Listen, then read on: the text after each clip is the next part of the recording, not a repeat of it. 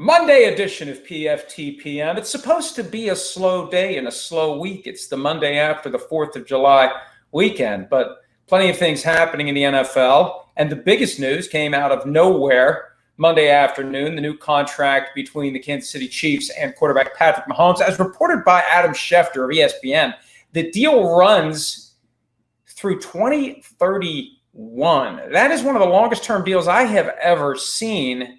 I have a lot of questions about why Patrick Mahomes would commit for that long. Think about what can happen in a decade when you're talking about a player on a given team. The team could be sold. Who knows? You can't rule that out. You will definitely, well, I don't want to say definitely, but most likely have a new coach by 2031, most likely a new GM by 2031. A lot of things will be different by then. Do you want to have no exit strategy? Do you want to have no off-ramp? Do you want to be tied to the team beyond the point where the team is tied to you? And remember, the team is only tied to you as it relates to the years that are fully guaranteed. After that, you are tied to the team for as long as the team wants to keep you. And once the guaranteed money is exhausted in any contract in the NFL, the years after that are basically 1 year at a time options held by the team. And as long as they think it's a good deal for them to keep paying you what they're supposed to pay you, they'll keep paying you that amount. If they think it's too much, that's when they rip it up. That's why, in this case, it's way too long for Patrick Mahomes to commit unless, and this is a big unless, and this is something that a lot of people I suspect are trying to chase right now, and maybe by the time you see this video, we'll have an answer. So I apologize in advance if this video quickly becomes obsolete by the news crush that is going to happen in the aftermath of the news of this new contract. But the only thing that causes the Mahomes deal to make sense for that long is if he's the first player in league history to get a commitment that he will earn a percentage of the salary cap, because the cap is going to keep going up and up and up. And I know what you're thinking, next year it may not. Well, that's why what you do is you pick a certain salary and you have a percentage of the salary cap in each year. Whichever one is greater is what the player will get. That's what Patrick Mahomes needs to have if he's going to be committed for that long. I'd like to think that he got that kind of a commitment before he made that kind of a commitment, but we'll see. If not, it's going to be, in my mind, a very, very disappointing outcome, because whatever the numbers are, and they're going to be huge, right? 10-year extension, $400 million contract, gigantic, $40 million a year. That's been the number we've all been pegging. But $40 million a year isn't going to be that big of a number 5 years from now, 7 years from now. That was the problem with deals that the Eagles used to do when Joe Banner was the team president. The Eagles would identify their talented core players early and sign them to ultra long-term deals. And inevitably, those players would end up pissed off about the terms of those deals. And the Eagles were like, hey, you took the guaranteed money, you took the signing bonus, you signed the contract, a deal's a deal. Now, I don't know that the Chiefs would do that with Patrick Mahomes. And Patrick Mahomes doesn't seem like the type who's going to get agitated that way, but there's a chance he left a lot on the table if he didn't get a commitment that he'll get 16, 17, 18% of the salary cap, whatever the cap is in any given year. That's the key detail, and here's hoping for his sake that that is what will happen. Here's hoping for his sake and every other NFL player's sake and every coach's sake and every executive's sake that this week the NFL and the NFLPA come together and get a deal done on what training camp will look like, what the preseason, if there is one, will look like, what the regular season will look like. And we've got a variety of stories that were posted over the weekend from a document that I obtained that shows what the NFLPA wants on a bunch of different issues. No mandatory hotel stays during training camp. No 11-on-11 activities on the practice field at any time all year. Testing on a daily basis when training camp starts, with the possibility of reevaluating later if there aren't a lot of false negatives, and false negatives are big concerns. No meetings of any kind in the team facility. All meetings occurring virtually. Basically, you're going to show up at the facility, get ready for practice, go practice, come back, change, and get the hell out of there. The meetings will all happen at home like they have been the entire offseason. These are all things that the players want. Also, no preseason games of any kind. Now, here's where it becomes difficult to discern what the players really want and what is just leverage for bargaining purposes, because if there are two things you want, you need to ask for four and relent on two, so both sides feel like they're getting a bargain. So chances are the union really doesn't want all those things. They've just thrown some things in there so they can make concessions and get the things they really want. I just don't know what they really want. And here's the other thing to keep in mind. The NFL doesn't really have to be doing this. The NFL wants to be a good partner with the players. The NFL wants to have good PR. The NFL knows it would come off as heavy-handed if it just said to the players, these are the rules. Tough. Deal with it. Then you got to worry about the players poking holes and complaining, and the union poking holes and complaining. And in theory, you have to worry about an argument that the workplace is sufficiently unsafe to justify what they call a wildcat strike, where the players just walk off the job. And there have been wildcat strikes throughout the country during the pandemic. People who have union contracts who haven't felt safe and said, I'm out of here. Now, when you're talking about NFL players, you're talking about high stakes poker, because if it ends up being an illegal wildcat strike, the damages become astronomical fairly quickly, and the union and the players would have to pay it. So I don't know that it ever comes to that. And here's the other reality. The players proved in 1987 they can't make a strike stick. If some guys walk off, plenty of guys aren't going to walk off. And for every guy who does walk off, what's going to happen? There's going to be some other guy out there who gladly takes his place. So I guess my point is this. When push comes to shove, the NFL is going to say these are the rules. And if there's an impasse, there's not going to be some arbitration or mediation or there's an impasse on these points. If, for example, the NFL is bound and determined to play 2 preseason games, even if the union is saying no way in hell, no preseason games this year, the NFL just has to say, look, guys, you've already agreed to the CBA. You've already done it. You agreed to the labor deal during the pandemic. Okay? We're going forward. These are the rules. We're exercising our prerogative under the CBA to reduce the preseason from 4 games to 2. We can do that. We can reduce it to 2 without your permission. We're playing 2. You want 0? Too bad. You probably want 0 every year. Too bad. You want no 11-on-11 activities in practice? Too bad. Okay? We can only give you so much before we get to the point where we can't get our teams ready. So keep an eye on that, because the NFL is trying to create the perception that is cooperating with the players and empowering the players to shape these rules, because they need the players to buy in. They need the players to feel like they're responsible for these protocols, so they will follow them. See, it all falls apart if the players don't do everything they're supposed to do in the facility and away from the facility. That's why the NFL is doing it. But if push comes to shove, the NFL is the one with the power to do the pushing and the shoving.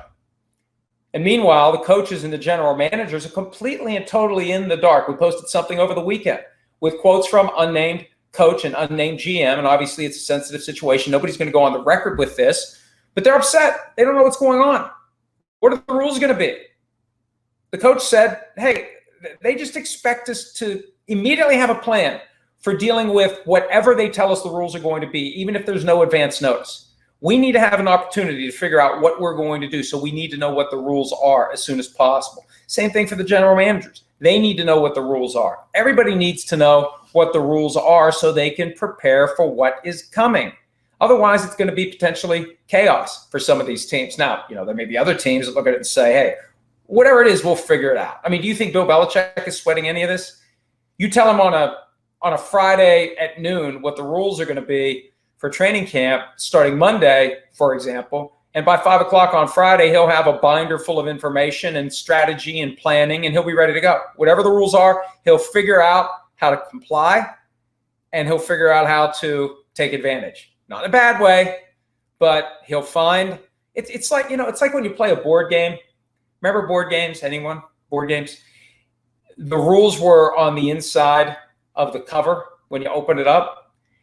And yeah, here are the rules. So if you want to win the game, sometimes you have an aggressive interpretation of the rules. And that's what Bill Belichick does. He reads the inside of the cover of the board game, and he figures out what the rules are, and then he figures out how he can use the rules to his advantage. And that's what he'll do. So I think this chaos actually helps a guy like Bill Belichick. So he's probably enjoying all of this. Needless to say, he's not the coach that spoke to me on an anonymous basis over the weekend. But the bottom line is, coaches, GMs in the dark, they want to know what's going on.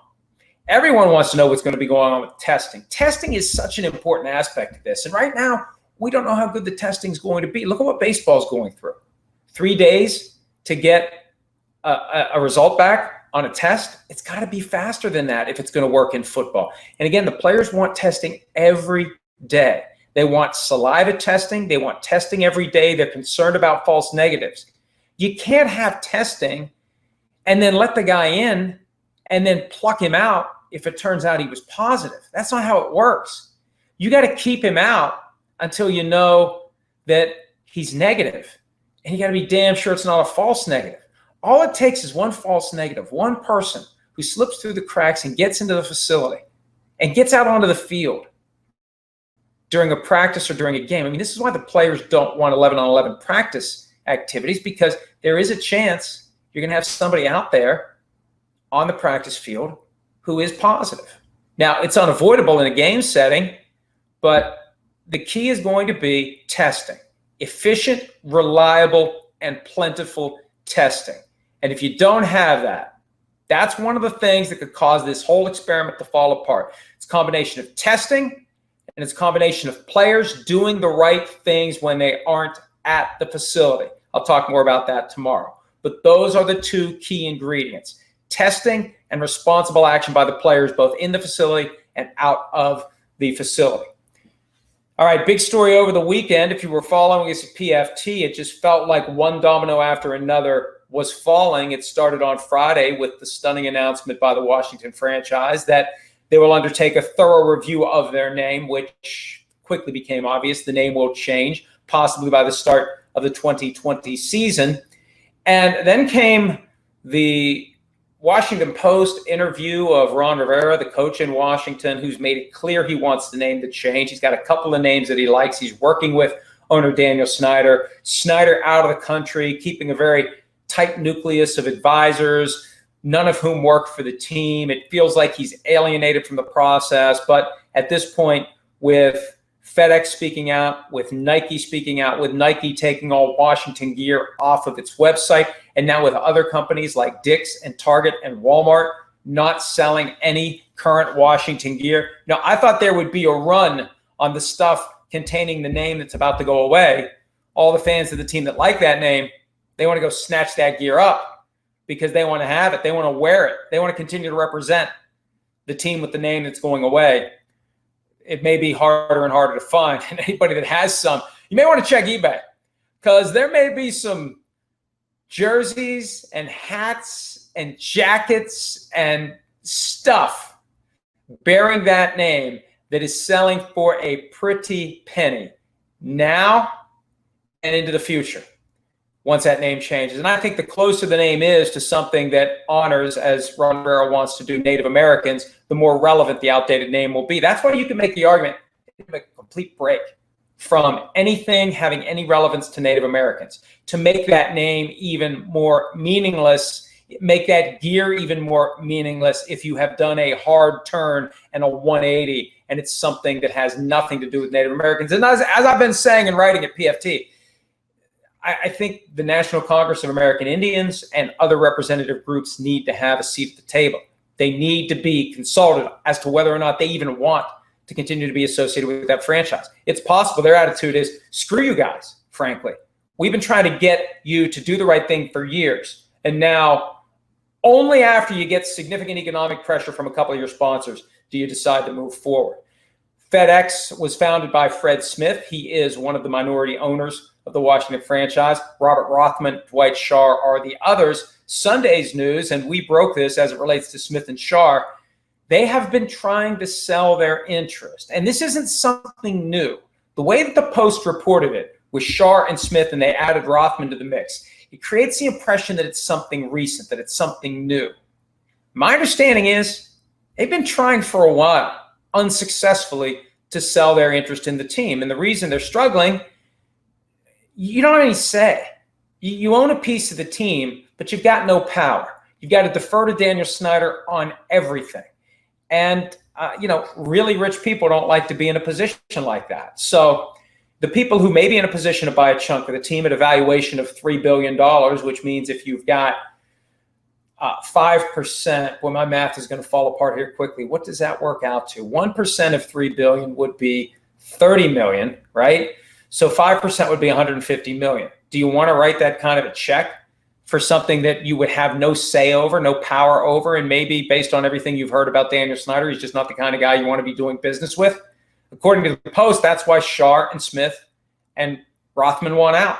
They're done with Daniel Snyder. And it creates an interesting dynamic because I wouldn't be shocked if, as the indignity settles in for Daniel Snyder, the billionaire who's used to always getting his way, having to change his name of the team after he came out and said in 2013 he will never, put that in all caps, never change the name. He may just decide, I'm going to cash out.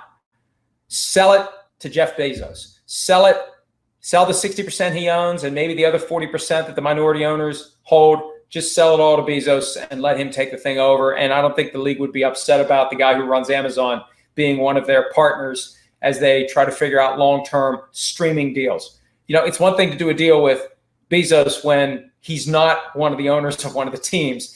It's a very different dynamic when he's one of the people who is actually at the table with you as you're trying to figure out what these contracts are going to be. So let's keep an eye on what happens with these minority owners. They may sell and get out of it, and someone else comes in as a partner for Daniel Snyder, or maybe Snyder gets out and they stay, or everybody gets out and somebody comes in and buys 100% of the franchise moving forward. Last thing for today, and this obviously isn't relevant to football, but it is.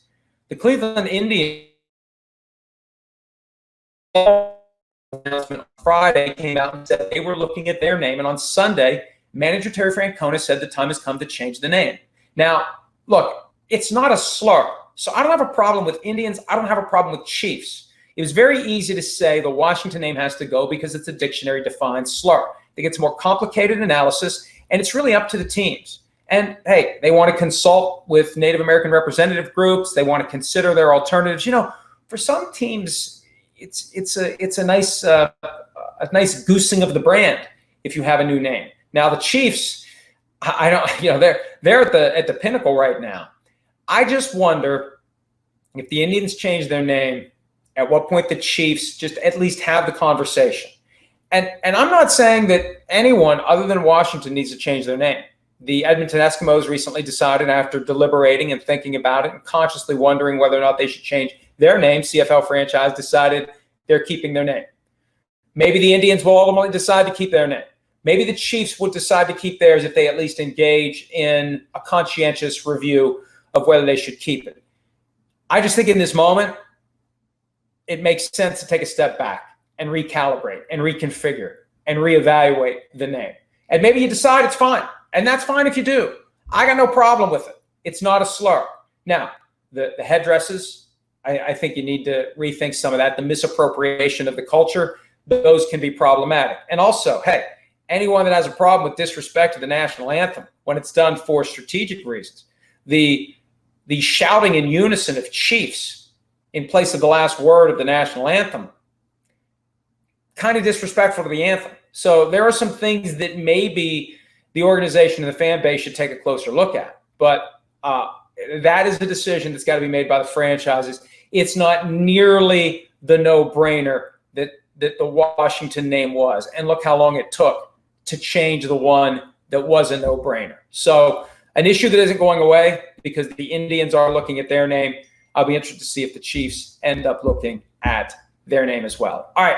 That's it for today's PFTPM. We'll continue to do this until PFT Live returns 2 weeks from today on July 20. But every day, a rundown of everything that's happening in the NFL, and plenty of things are happening as we get closer and closer to training camp. Remember, next week, the franchise tag deadline is coming for long-term deals. Dak Prescott, Chris Jones, and others either will or won't do no new deals. So plenty of reasons to stay tuned to ProFootballTalk.com. Check us out every day for PFTPM. Have a great Monday. We'll see you back here on Tuesday. Hi, I'm Mike Tirico, and thanks for watching. Make sure to hit subscribe for the latest news and highlights from NBC Sports.